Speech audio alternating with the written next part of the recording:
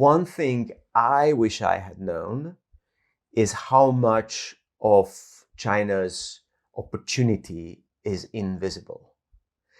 So how much, as if you run an international business or if you come here as a private entrepreneur, how little of what you should know about China is on paper, and how much is simply in the grapevine, so to speak. And you have to go out and you have to network and you have to find people that you really trust and they trust you, so that they really tell you where to look. Can you dig into that even more? So how do you make the invisible visible? So going to networking events are great, but there can be somewhat of a formula of going to the same events. I find this in Shanghai, you see the same faces.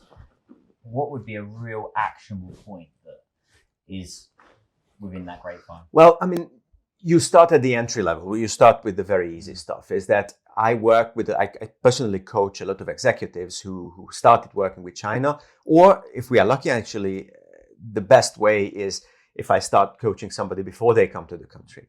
And some of these people are actually experienced expats. They worked in Mexico before, a little bit in Singapore, then a little bit in Poland, and then they are sent to China. And then one thing that they do, which is a quintessential example of what we are talking about, is they want to know about the regulation in a certain area in China. They go online and they read about it. Or they say to their assistant, could you please find this law, translate the relevant parts into English, let me know.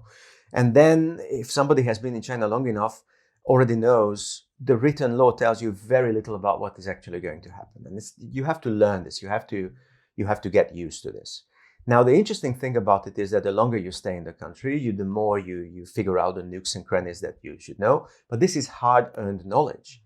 And people are not going to give that freely away at a networking event. They are a little bit, how do you say, they're not so generous with it because they learn the hard way.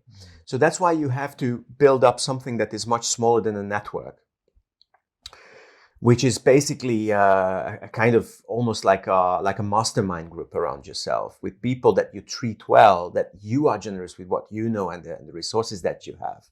You take them out for a drink or coffee, even when you don't need anything. You kind of nurture this kind of relationship. And this is, I mean, for those people among our listeners who are familiar with the China situation, this is what foreigners often confuse with what Chinese people call guanxi. Okay, right? So what's the difference? The difference is that I went into this with a very open mind because foreigners keep talking about guanxi and the art of guanxi. And a lot of intercultural business programs or cross-cultural business programs that prepare foreigners for China, they talk about guanxi as well. I found thousands of books with guanxi in the title. But then when I sat down and started talking about this with the something like 24 people I interviewed for this book, I found out that the overwhelming majority of foreigners who are proud of their guanxi skills, in air quotes, they actually guanxi with other foreigners, not with Chinese people. And it certainly has nothing to do with the traditional network concept that Chinese people call guanxi. So this is what you have to know, is that you cannot start on paper in China. You cannot start with what's in the public domain or legal websites, or many of the books are useless as well. I mean, sorry, it's a counterproductive message from a writer. Yeah.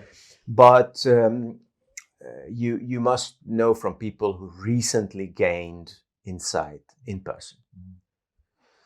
Would you say that magic pill, and obviously there's many of them, would be compassion with Chinese? Do you find that is one way? In the book, you talked about one of the managers they had with their staff. I think they'd had a family member pass away, and then said, "Did you want a hug?" Exactly. And then later on, she said, "Sorry, I'm not right now." Right. A couple of days later, she said, "Now can I have that hug?" Right. How do you find that balance, particularly with Chinese teams, nurturing them and find that balance with compassion, and also just linking that to your point on building relationships with Chinese instead of just the usual "let's go to KTV and drink alcohol"? What are other ways that managers or people coming to China can really connect with Chinese people? Well, there's lots to say about this. So first of all, compassion is a word that tends to scare people because it's a huge word. It has a slightly spiritual meaning. It involves a lot of responsibility. And I would say it's not a pre-requirement. It's not something that you must have in order to succeed in China in building this kind of personal network or relationship. And partly it is, I mean, those who have read the book already, they know that I go a little bit into the methodology of coaches and how we describe behavior and how we describe intercultural behavior. So if we made compassion a prerequisite, then people with certain personalities would be in serious disadvantage because some people find it much more difficult to feel compassion towards strangers than others. But this disadvantage is not there. If we go towards business, then we have to, we tend to exchange the word compassion with empathy. So this is yet again another word, and I think now we are getting a little bit closer. But empathy towards Chinese people is again not a prerequisite because number one, managers are busy, and number two, empathy towards whom? I mean, China or individuals in your team. Now, I think what is genuinely required here is interest, curiosity, which it doesn't mean that you're particularly good at empathy or compassion. It just means you genuinely want to learn. You genuinely want to figure out what's happening. And then it doesn't look like a big requirement, but more managers than you would think fail this test for one single reason. And interestingly, in this respect, there is improvement in China, in the expatriate community in China, is that for too long, positions in China have been a promotion because China was a very lucrative market. And if you were sent to China because of the volume and the speed and the growth of the market, it could just help you to supercharge your career. You know, suddenly you find yourself, instead of an economy that grows 4 or 5%, you found yourself in an economy that grows 12%. Enormous white spaces in the market and so on. So if you manage to get yourself out of bed and get dressed, you made money. And if you were genuinely talented and diligent, then you could build stellar careers. But the unfortunate side effect was that many people ended up in China without any kind of interest in China. And that is changing now. So it's more of a requirement to speak the language. Now it's not such, the chicken that lays the golden egg. So people who have a genuine interest in the country are more likely to end up here. Also, another thing that helps is these expat bubbles. We very often say bad things about it, but actually it postpones the culture shock and it helps people to be functional in China.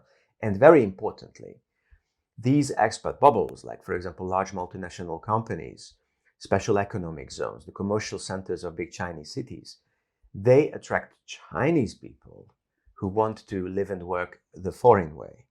And if we put these two together, it's much easier to build empathy and curiosity towards each other because they speak the language. They are not afraid of, working the way a foreigner would. So I think this is the important thing, to have a basic level of curiosity and then accept the fact that we kind of work as expats in a culturally in-between space. Yeah, and the students do that very well, I find. When they come to China, they learn the language, they throw themselves... I did the same 10 years ago. That's right. I learned the language. I was Friday nights having hot pot and barbecue with Chinese. Actually, I didn't hang out in those British or foreign circles. That didn't come till much later. Right. So I had a bit of a reverse culture shock hanging out with the foreigners in China. So that was a bit of a thing for me.